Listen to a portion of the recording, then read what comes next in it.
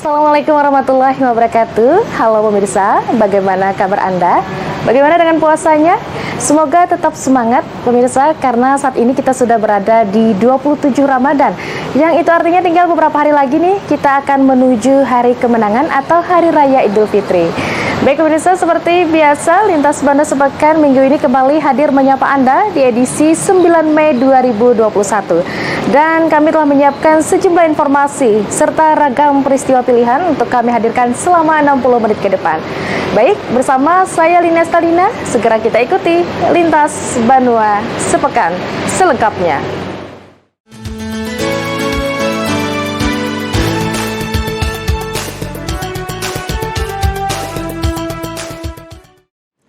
Ya pemirsa, mengawali perjumpaan kita minggu ini, 1.500 personil gabungan diterjunkan untuk mengamankan jelang perayaan Idul Fitri 1442 Hijriah dan akan diterjunkan ke berbagai posko pengamanan termasuk posko pembatasan perjalanan yang dilakukan penyekatan antar provinsi maupun kabupaten kota di Kalimantan Selatan.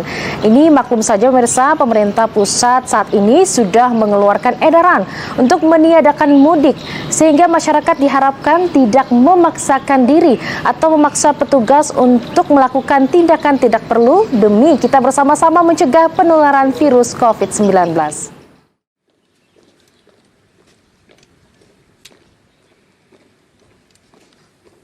Pemasangan pita kepada perwakilan personil pengamanan jelang perayaan Idul Fitri 1442 Hijriah oleh penjabat Gubernur Kalsel Saprijal menandai dimulainya operasi Ketupat Intan tahun 2021 yang mulai dilaksanakan tanggal 6 sampai 17 Mei 2021.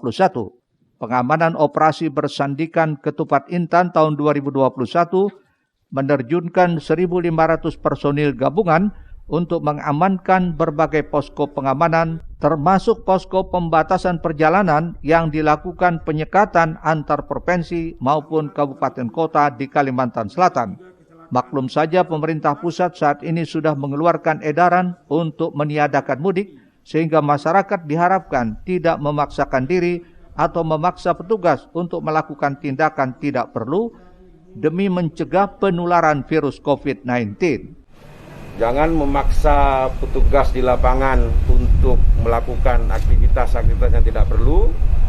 Lebih baik tetapkan diri kepada masyarakat untuk tidak mudik pada hari ini. Lakukan silaturahmi dengan cara-cara baru, dengan digital, video call, video conference, semata-mata untuk menjaga agar sebaran virus COVID-19 tidak meluas, tidak melebar ke mana-mana.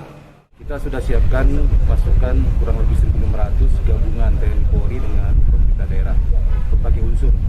Dan ini kita yakinkan siap bekerja, mengantisipasi apapun yang timbul nanti pada saat pelaksanaan operasi Ketupat Intan 2021 ini. Saya berharap tidak terjadi apa-apa di Kalimantan Selatan ini. Kalaupun terjadi apa-apa, kita sudah siap. Ya, baik masalah keamanan, masalah gangguan lainnya seperti kebakaran, dan terutama masalah bagaimana mencegah penyebaran COVID-19.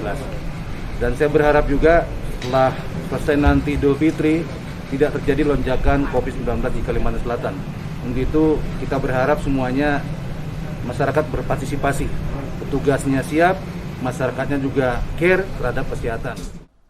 Sidi melaporkan untuk Banjar TV. Ya pemirsa, informasi selanjutnya terhitung sejak Kamis 6 hingga 17 Mei 2021, larangan mudik oleh pemerintah resmi diberlakukan. Pada hari pertama larangan mudik ini, suasana terminal penumpang kapal laut di Pelabuhan Trisakti Banjarmasin terpantau sudah tidak ada aktivitas alias sepi dari penumpang. Dan sementara itu guna mengantisipasi adanya penumpang gelap, melalui truk logistik, pihak KSOP kelas 1 Banjarmasin melakukan penjagaan ketat dan rutin sweeping sebelum truk masuk ke dermaga kapal. Hari pertama pasca diterapkannya larangan mudik dari tanggal 6 hingga 17 Mei 2021, suasana terminal penumpang kapal laut di Pelabuhan Trisakti Banjarmasin tampak sepi dan lengang. Pantauan Banjar TV sekitar pukul 12 WITA, tak ada satupun penumpang yang terlihat duduk di kursi tunggu keberangkatan. Kursi tunggu hanya diduduki para petugas penjaga posko keamanan mudik lebaran yang ada di Pelabuhan Trisakti tersebut. Begitu juga dengan layanan Genos untuk pemeriksaan COVID-19 yang terletak tak jauh dari kursi tunggu juga tak ada aktivitas pelayanan. Meski demikian, menurut manajer pelayanan Pelabuhan Trisakti sebelum tanggal larangan mudik diberlakukan, seperti tanggal 5 kemarin masih ada penumpang dan pemeriksaan Genos COVID-19. Sepinya penumpang sejak kemarin sudah berkurang sih. Karena pemberlakuan terakhir kemarin mereka angkut. Masih ada pelayanan Ginos apa kemarin? Tanggal 5 itu masih ada pelayanan berarti Pak? Masih ada pelayanan Ginos, pelayanan penumpang masih. Untuk hari ini kayaknya enggak sudah. Kan berlalu tanggal 6. Tapi hari ini sudah enggak ada? Sudah negatif untuk penumpangnya. Sudah tidak menjual tiket, pelayanan tidak menjual tiket. Karena mereka juga takut kena sanksi kan. Sanksi izin berlayar dicabut segala macam. Jadi per tanggal hari sudah enggak menjual tiket untuk penumpang.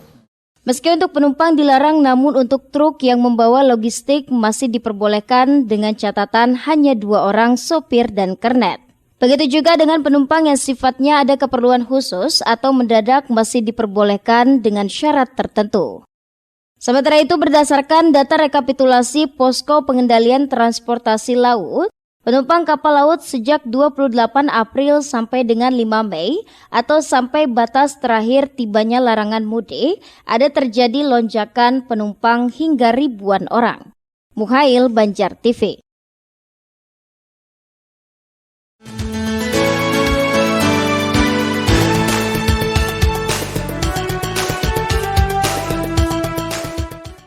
Terhitung sejak tanggal 6 Mei diberlakukannya larangan mudik, aktivitas penumpang atau pemudik di Terminal Penumpang Pelabuhan Trisakti Banjarmasin sudah sepi.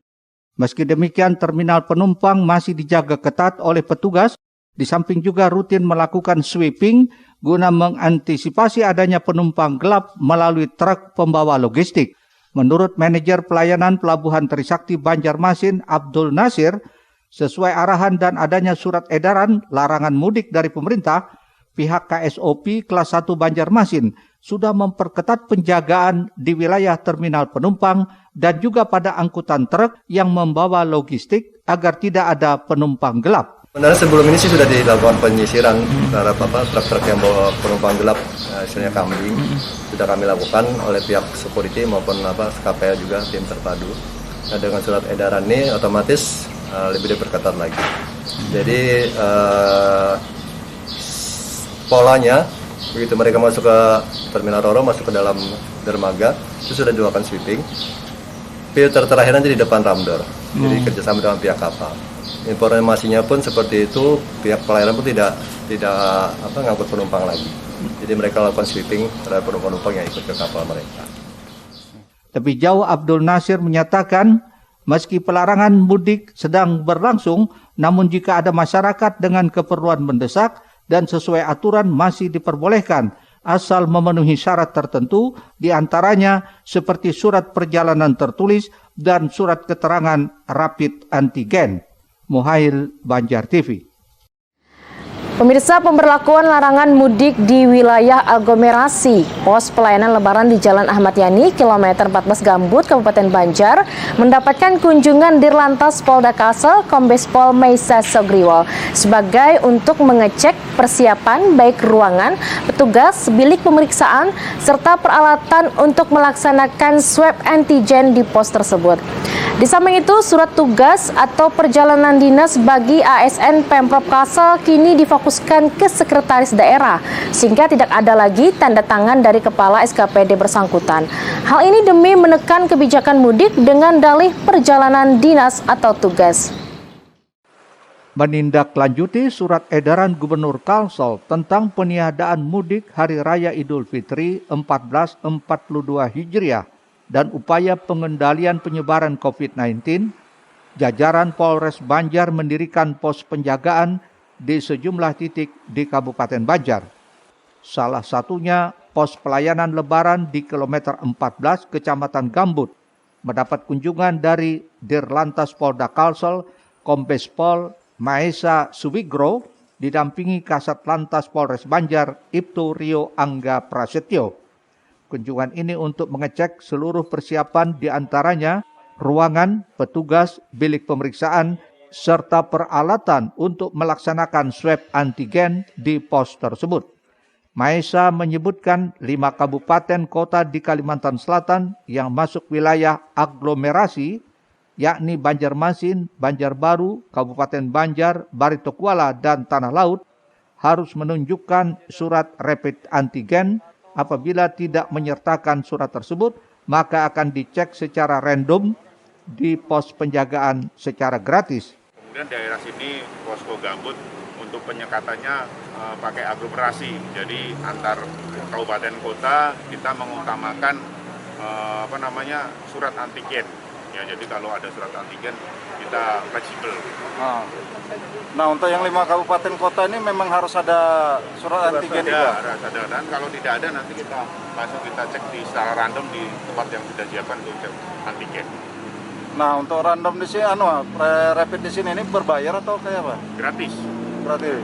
Itu ada pos tadi di Batola, kita udah ke sana, nanti kita besok kita ke Tanjung yang berbatasan dengan Kalimantan Timur yang akan disekat.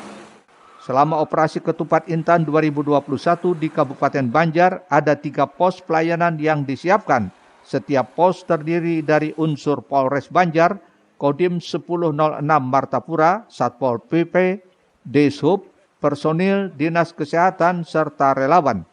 Personil jaga tersebut telah diwajibkan melaksanakan rapid test antigen sebelum bertugas di lapangan. Ahmad Ramadhani, Banjar TV.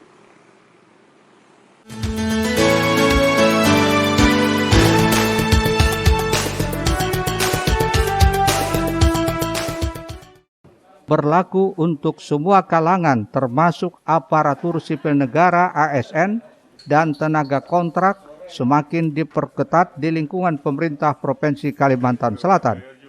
Penjabat Gubernur Kalsel Saprijal ZA menegaskan pengajuan surat perjalanan dinas atau surat tugas sejak 6 Mei hingga 17 Mei 2021 difokuskan kepada Sekretaris Daerah Kalimantan Selatan. Surat tugas harus tanda tangan basah dari Sekda, tidak lagi boleh dari Kepala SKPD. Hal itu dilakukan demi menekan kebijakan mudik dengan dalih perjalanan dinas atau tugas. Yang syarat boleh berpergian, urusan penting dinas. ASN dengan surat tugas ditandatangani, sekarang saya sentralkan. Seluruhnya ditandatangani Sekda, tidak boleh ditandatangani Kepala Dinas. Sekda, mulai tanggal 6, seluruh surat dinas ditandatangani oleh Sekda saja. Kepala Dinas tidak usah untuk. Demikian pula TNI Polri dan instansi lainnya eselon 2 minimal cap basah. Melintasi, ambil surat kesehatan tes antigen. Sementara itu, Sekda Kalsel Roy Rizali Anwar mengaku hingga kini belum ada pegawai Pemprov Kalsel yang meminta surat tugas saat larangan mudik dikarenakan kebijakannya dimulai sejak 6 Mei. ASN sudah ada yang minta izin ini Kak, perjalanan dinas Kak? Belum, jadi tadi sudah disampaikan Pak Gubernur bahwa per tanggal 6 semua surat tugas untuk ASN, PTT, semua pegawai di Pemprov itu harus terkena Sekda. Ya, nanti kita akan cek, kita akan koordinasikan dengan semua SKPD dan memperlakukan ini yang disosialisasikan juga kepada seluruh ASN maupun tenaga-tenaga kontrak yang ada. Tak hanya itu, pegawai Pemprov Kalsel juga tidak diperbolehkan mengambil cuti kecuali karena alasan kesehatan. Eko Anggoro, Banjar TV. Ya pemirsa, kita masih berada di informasi mengenai larangan mudik pada Lebaran tahun ini. Adanya kebijakan pemerintah soal larangan mudik Lebaran tahun ini dinilai kurang tepat. Pasalnya di tengah situasi pandemi COVID-19, ekonomi masyarakat juga belum membaik. Jika ini dilakukan, akan berdampak besar terhadap pendapatan ekonomi masyarakat, khususnya para sopir angkutan.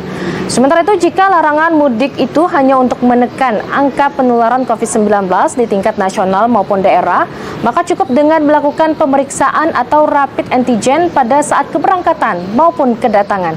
Kami hadirkan informasinya untuk Anda.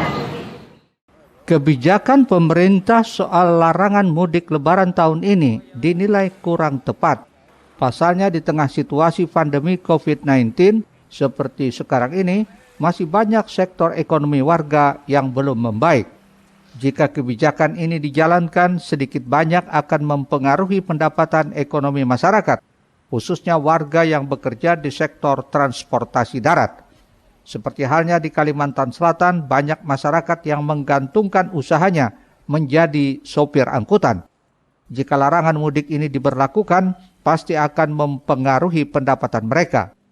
Hal itu disampaikan Ketua Komisi 4 DPRD Kalsel saat ditemui awak media dalam kegiatan resesnya bersama insan pers di Banjarmasin. Apa bedanya sih, berapa banyak sih bedanya antara yang sekarang dengan mudik? Apalagi dengan kondisi sekarang, keuangan sekarang, ya yang mudik juga nggak akan banyak-banyak banget lah. Tapi justru kalau kita melarang, menutup perbatasan dan sebagainya, ini akan mematikan roda perekonomian masyarakat kita yang memang penghasilannya itu didapatkan dari ya bukan hanya supir angkutan, tapi juga yang perekonomian yang menyertainya, yang warung, rest area, ya dan macam-macam lah, banyak sekali mungkin roda perekonomian yang menyertai dari usaha transportasi ini. Nah, ini pasti akan mematikan. Nah, di tengah pandemi yang saat ini perekonomian masyarakat yang masih belum bisa bangkit, ya jangan ditambah jangan beban lagi. Justru saat mau lebaran inilah teman-teman semua itu memerlukan uang tambahan gitu kan untuk berlebaran dengan keluarga. Kebijakan ini, lanjut Lutfi, bisa dicarikan solusi terbaik agar tidak mengganggu ekonomi para sopir angkutan yang sangat berharap di momen lebaran seperti ini. Jika larangan mudik itu hanya untuk menekan angka penularan COVID-19 di tingkat nasional maupun daerah, maka cukup dengan melakukan pemeriksaan atau rapid antigen pada saat keberangkatan maupun kedatangan. Muhail, Banjar TV. Pemirsa, menindaklanjuti surat edaran Menteri Dalam Negeri tentang pembatasan buka puasa bersama dan halal bihalal, Pemko Banjarmasin juga memberlakukan larangan tersebut, termasuk masyarakat yang akan menggelar resepsi perkawinan agar ditunda sementara waktu. Sementara itu, Jubir Satgas COVID-19 Mahli Riyadi masih memberikan toleransi jika hanya sekedar akad nikah dengan beberapa orang saja dan sesuai dengan protokol kesehatan. Jelang berakhirnya bulan Ramadan 1442 Hijriah, aktivitas pengumpulan orang banyak seperti buka puasa bersama kembali dibatasi. Sedangkan untuk open house atau halal bihalal saat Hari Raya Idul Fitri nanti tetap dilarang. Larangan itu diberlakukan seiring terbitnya surat edaran baru Menteri Dalam Negeri Tito Karnavian tentang pembatasan kegiatan buka puasa bersama dan pelarangan open house atau halal bihalal. Di Kota Banjarmasin, kebijakan itu juga diterapkan berdasarkan hasil kesepakatan Satgas COVID-19. Pemerintah kota melakukan perpanjangan pembatasan kegiatan masyarakat sampai dengan 24 Mei mendatang.